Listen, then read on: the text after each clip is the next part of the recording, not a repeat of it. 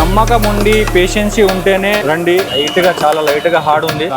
Week ఉన్నాయి. Year డీఫోక్ light అంటారు దీన్ని. కట్ చేసి సంథింగ్ ఏవో చేశారు దీనికి. పెట్రోల్ లీకేజ్ అవుతున్నట్టు కనిపిస్తుంది. ప్రాబ్లం అయితే ఉంది.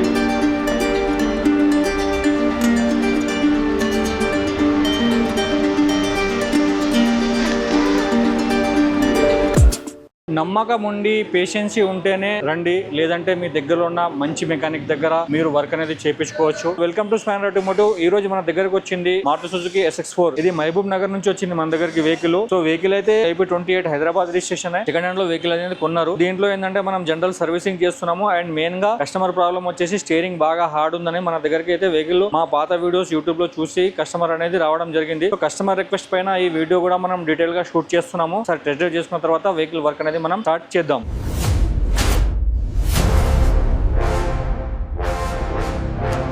సో మెయిన్ కంప్లైంట్ వచ్చేసి కస్టమర్ ది స్టీరింగ్ బాగా హార్డ్ ఉందనేసి మన దగ్గరికి అయితే వచ్చింది. ఐ థింక్ ఇది స్టీరింగ్ ర్యాక్ రిపేర్ అయింది. సో ఇలా వదిలేస్తే ఇలాగే వెళ్ళిపోతుంది, స్ట్రేట్ అవ్వట్లేదు. రెగ్యులర్ గా బెలెనో, షిఫ్ట్, బ్రిజా, ఎస్క్రాస్ ఈ వెహికల్ లో ఏంటంటే స్టీరింగ్ కాలం ప్రాబ్లం ఉంటది. కాలం రిపేరింగ్ చేసుకోవాల్సి వస్తుంది. దీంట్లో SX4 లో ఏంటంటే స్టీరింగ్ కాలం ప్రాబ్లం ఉండదు, ఇది ర్యాక్ లో ప్రాబ్లం ఉంటది. సో స్టీరింగ్ ర్యాక్ అనేది మనం దీంట్లో డీటెయిల్డ్ గా రిపేర్ చేయాల్సి ఉంటది. Steering rack assembly. So main focus మనకి ఏంటంటే ఇది స్టీరింగ్ హార్డ్ ఉంది, బాగా తక్కువ అవుతుంది అనేది మన దగ్గర కస్టమర్ వచ్చాడు కాబట్టి అదే మనం ఫోకస్ గా డీటెయిల్ గా వెహికల్ చెక్ చేసి ఆ ప్రాబ్లమ్ ని సాల్వ్ చేసి ఇవ్వడానికి చూస్తున్నాం. సో వెహికల్ పికప్ కండిషన్ అయితే బానే ఉంది. క్లచ్ చాలా లైట్ గా హార్డ్ ఉంది. డాష్ బోర్డ్ లో ఎలాంటి ఎర్రర్ కోడ్స్ అయితే ఏం రావట్లేదు. జెన్యూన్ రీడింగ్ అని చెప్పారంట. 92,000 కిలోమీటర్స్ తిరిగింది వెహికల్. జెన్యూన్ రీడింగ్ అనే చెప్పారంట. సో జెన్యూన్ రీడింగ్ ఉందా కాదా అనేది డిపెండ్స్. అంటే వెహికల్ హిస్టరీ చెక్ చేస్తే గానీ DMS లో అంటే మారుతి సుజుకి సాఫ్ట్వేర్ లో తెలియదు. అంతగా నలిగినట్టు అయితే కనిపించట్లేదు బండి. మేజర్ గా ఏంటంటే మన దగ్గరికి సర్వీస్ దాంతో పాటుగా ఈ స్టీరింగ్ హార్డ్ ప్రాబ్లం చేయించుకోవడానికి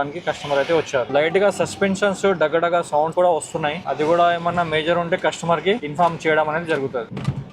సో రఫ్ రోడ్ లోకి వచ్చేసినాం ట్రాల్ చూడడానికి. డగడగా మన వీల్ సైడ్ నుంచి బాగానే సౌండ్ వస్తుంది. Link rods, balance rod bushes ఏమేం ప్రాబ్లమ్ ఉన్నాయో దాన్ని బట్టి ఏది అవసరం ఉంటే అది వేయాల్సి వస్తుంది. డగ్మన్ సౌండ్ అయితే వస్తుంది. ఇంట్లో పెట్టి ఒకసారి వెహికల్ డీటెయిల్ గా చెక్ చేసుకున్న తర్వాత కస్టమర్ కి ఎస్టిమేషన్ అనేది ప్రొవైడ్ చేస్తాము. పెట్టేసి సో లైట్ చెక్ చేసుకోండి. వైపర్ వాటర్ రావట్లేదు. Low beam, high beam, four indicator, wiper water రావట్లేదు. బ్యాక్ సైడ్ రివర్స్, బ్రేక్ ఓకేనా, indicator, parking bulb, wiper water రావట్లేదు.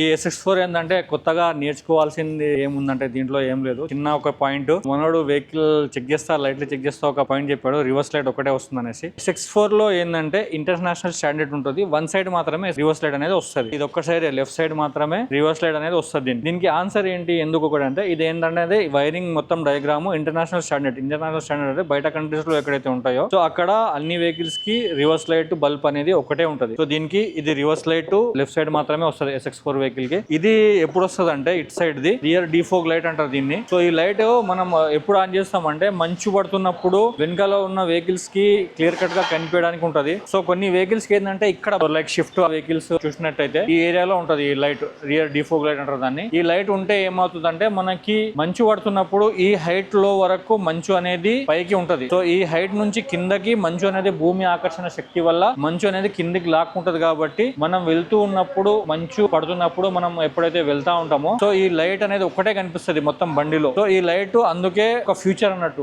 రియర్ డీఫోగ్ అంటారు దీన్ని. ఈ లైట్ వల్ల ఏంటంటే మంచు పడుతున్నప్పుడు యాక్సిడెంట్ అవడానికి అలాంటి రిస్క్ అనేది ఉండదు. అందుకే రియర్ డీఫోగ్ అనేది ఉంటది. సో అదే విధంగా ఏంటంటే ఇక్కడ ఈ రిఫ్లెక్టర్స్ లైట్స్ ఏదైతే ఉన్నాయో ఇవి కూడా మనము వెనకాల నుంచి ఏదైనా వెహికల్ వస్తే రిఫ్లెక్షన్, హెడ్ లైట్ రిఫ్లెక్షన్ ద్వారా మంచు పడుతున్నప్పుడు ఇది కూడా రిఫ్లెక్షన్. నార్మల్ గా ప్రతి చిన్న వెహికల్ కి రిఫ్లెక్టర్స్ అని ఉంటది. మనం చూసినప్పుడు అయితే పాత కాలపు పాత సైకిల్స్ కూడా చిన్న డబ్బీ టైప్ లో ఒక రిఫ్లెక్టర్ లైట్ అనేది రౌండ్ గా ఉంటది. సో అది అందుకే ఉంటది. సో సేఫ్టీ పర్పస్ ముంగట ఎవరైనా వెహికల్ వెళ్తా ఉంటే రిఫ్లెక్టర్ లైట్ కొట్టి మనం అక్కడ సంథింగ్ ఏదో ఉంది అన్నట్టు ఐడెంటిఫై చేయడానికి డ్రైవర్ కోసం అనేది ఉంటది. ఈ రిఫ్లెక్టర్ లైట్స్ కూడా అదే పని ఉంటుంది దీనికి. సో పెద్దగా క్రాష్ గార్డ్లు అలాంటివి వేసుకొని రిఫ్లెక్టర్ ని కప్పియకుండా చూడాలి. ఒకవేళ రిఫ్లెక్టర్ కి అడ్డం ఒకవేళ వస్తుంది అంటే రేడియం టేప్ ఒకటి వస్తుంది. ఇలాంటి ఒక టేప్ రెడ్ కలర్ లో గానీ వైట్ కలర్ లో గానీ దొరుకుతుంది. సో వెనకాల పెద్ద క్రాష్ గార్డ్లు అలాంటివి వేయించినప్పుడు ఇలాంటి టేప్ మనకు ఆన్లైన్ లో కూడా దొరుకుతుంది. ఉంటది ఈ టేపు. అండ్ దాంతో పాటుగా ఏంటంటే మన నంబర్ ప్లేట్స్ అవన్నీ చేస్తారు కదా, వాళ్ళ దగ్గర కూడా ఇలాంటి రేడియం టేప్ అనేది దొరికిపోతుంది మీకు. సో అలాంటి క్రాష్ గార్డ్స్ వేయించినప్పుడు ఏంటంటే రెడ్ టేప్ అనేది మాక్సిమం కమర్షియల్ వెహికల్స్ అంటే క్యాబ్ వెహికల్స్, టాక్సీ వెహికల్స్ కి వాడతారు. మనం పర్సనల్ వెహికల్ కి ఏంటంటే వైట్ కలర్ టేప్ వాడితే మంచిగానే కనిపిస్తుంది. సో క్రాష్ గార్డ్ వేసినప్పుడు ఆ క్రాష్ గార్డ్ కి ఒక 2 ముక్కల్లాగా అతికిస్తే మనకి సేఫ్టీ ఉంటుంది అన్నట్టు. షూట్ చేస్తా ఉంటే ఒక టాపిక్ గుర్తొచ్చింది కాబట్టి మీతో షేర్ చేసుకోవాలని మనం షేర్ చేసుకోవడం అనేది జరిగింది. ఈ వెహికల్ ఏదైతే మనం ఒకసారి డీటెయిల్ గా చెక్ చేసుకున్న తర్వాత ఈ వీడియోని మనం కంటిన్యూ చేద్దాం. వెహికల్ అండర్ బాడీ చెక్ చేసుకుందాం. First of all rusting issues ఏమన్నా ఉన్నాయా అండర్ బాడీలో? షాక్ అబ్జర్వర్స్ అయితే చాలా దిగిపోయినాయి, మొత్తం ఇక్కడ దాకా రాసుకుపోతుంది. షాక్ అబ్జర్వర్స్ వీక్ ఉన్నాయి. ఇక్కడ మెన్షన్ చూసి చూడండి, గ్యాస్ ఫీల్డ్ అనేసి do not open and do not heat అనేసి. So gas filled shock absorbers ఏంటంటే ఇక్కడ ఆయిల్ లాంటిది ఏం కనిపించదు. సో అలాంటప్పుడు ఏంటంటే షాక్ అబ్జర్వర్ ఫెయిల్ అయినా ఇక్కడ ఆయిల్ లీకేజ్ అలాంటిది కనిపించదు కాబట్టి గ్యాస్ ఫీలింగ్ అనేది తెలియదు. సైలెన్సర్ కూడా రస్టింగ్ స్టార్ట్ అయిపోతుంది. ఆల్రెడీ ఒకసారి కట్ చేసి సంథింగ్ ఏదో చేశారు దీనికి వెల్డింగ్. అది ఇక్కడ నుంచి పెట్రోల్ లీకేజ్ అవుతున్నట్టు కనిపిస్తుంది. ఫస్ట్ టైం ఇప్పుడు అబ్జర్వ్ చేస్తున్నాము. కస్టమర్ కంప్లైంట్ అయితే లేదు. పెట్రోల్ ఎక్కడి నుంచి లీక్ అవుతుంది ఏంటనేది మనము ఓపెన్ చేసి చూడాల్సి ఉంటది. డ్రై షాఫ్ట్ దగ్గర నుంచి కూడా గ్రీస్ బయటకు వస్తుంది.